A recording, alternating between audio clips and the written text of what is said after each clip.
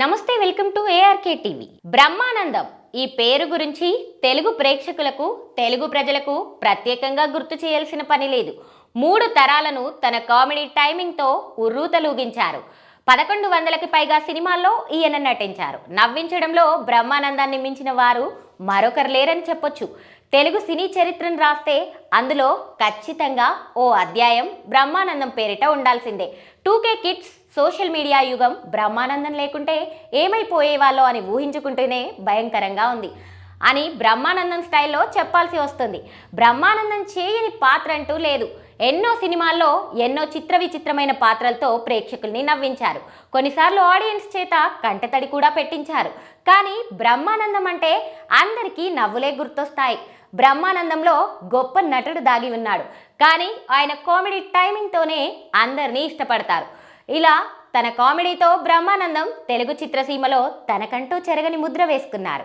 ఇక ఇప్పటి జనరేషన్ మాత్రం బ్రహ్మానందను god of memes, GIF of god అని పిలుస్తుంటుంది. బ్రహ్మానందం సినిమాలోని సీన్స్, డైలాగ్స్, ఎక్స్ప్రెషన్స్తోనే ఇప్పుడు సోషల్ మీడియా అంతా నడుస్తుంది. ఆయన డైలాగ్ చూడకుండా, వినకుండా, ఎక్స్ప్రెషన్స్ చూడకుండా, వాడకుండా ఒక్క ట్రోల్, మీమ్, జిప్ క్రియేట్ చేయడం చాలా కష్టం. అలా ఎంతో మందిని ఈ రకంగానూ బ్రహ్మానందం నవ్వించగలుగుతున్నారు. బాబాయ్ హోటల్, మనీ, అదుర్స్, రెడీ, డి, బాద్షా, ఆగడు, దూకుడు, కింగ్ ఇలా బ్రహ్మానందం నటించిన ఎన్నో చిత్రాల్లోని ఐకానిక్ సీన్స్, షార్ట్స్ని మనం గుర్తు చేస్తూనే ఉంటాం.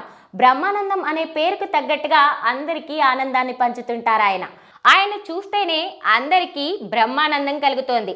ఇలా ప్రతి క్షణం జనాల్ని నవ్వించి అలరించే హాస్య బ్రహ్మానందంకి పుట్టినరోజు శుభాకాంక్షలు. ఈ మధ్య బ్రహ్మానందం ఎక్కువ సినిమాలు చేయకపోయినా కూడా సోషల్ మీడియా ద్వారా మాత్రం ఎప్పుడూ నవ్విస్తూనే ఉన్నారు. అలాంటి బ్రహ్మానందం పుట్టినరోజు నేడు. ఇక బ్రహ్మానందం బర్త్డే కావడంతో సోషల్ మీడియా అంతా కూడా పాత వీడియోలు, కామెడీ సీన్లు, ఎవర్ గ్రీన్ డైలాగ్స్ను షేర్ చేస్తున్నారు. ఇక మీమర్స్ డే అంటూ నెట్టింట్లో రకరకాల మీమ్స్ ట్రెండ్ చేస్తూనే ఉన్నారు.